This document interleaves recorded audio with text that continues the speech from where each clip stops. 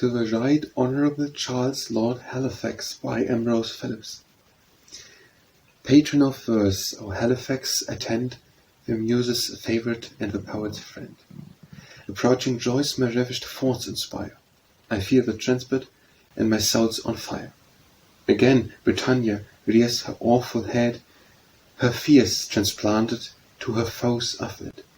Again a standard she displays to view, and all its faded lilies bloom anew. Here beauteous liberty salutes the fight, still pale, nor yet recovered of her fright.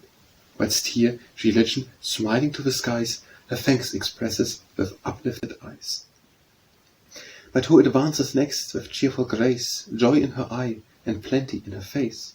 A wheaten garland does her head adorn, O property, O goddess English born! Where hast thou been? How did the wealthy mourn?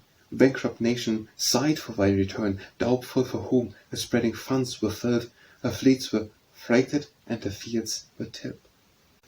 No longer now shall France and Spain combine, strong in the golden Indies, all mankind. Brave Catalans, who for your freedom strive, and in your shattered bulwarks yet survive, for you alone worth your better fate, or may this happy change not come too late. Great in your sufferings, but my muse forbear, nor damp the public gladness with a tear.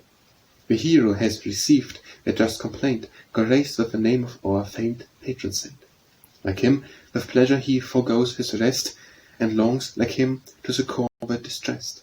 Firm to his friends, tenacious of his word, his justice calls, he draws or sheds the sword. Matured by thought, his counsels shall prevail, nor shall his promise to his people fail. He comes, desire of nations, England's boast. Already has he reached the Belgian coast. Our great deliverer comes, and with him brings a progeny of late succeeding kings, fate to triumph o'er Britannia's foes in distant years, and fix the world's repose. The floating squadrons now approach the shore, lost in the sailors' shouts, the cannons roar.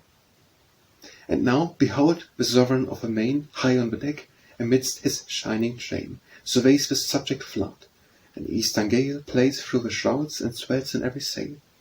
The obsequious waves his new dominion on, and gently waft their monarch to his throne. Now the glad Britons hail their king to land, hang on the rocks and blacken all the strand. But who with silent ecstasy can show the passions which in nobler bosoms glow? Who can describe the godlike patriot zeal? Or who, my lord, your generous joys reveal? Ordained once more our treasure to advance, retrieve our trade and sink the pride of France, once more the long neglected arts to raise, and from each rising genius for the base. Accept the present of a grateful song, this prelude may provoke the learned throng. To camp and sith shall the joyful news be me conveyed, awaken every muse.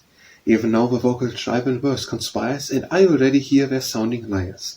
To them the mighty labour I resign, give up the theme, and quit the tuneful nine.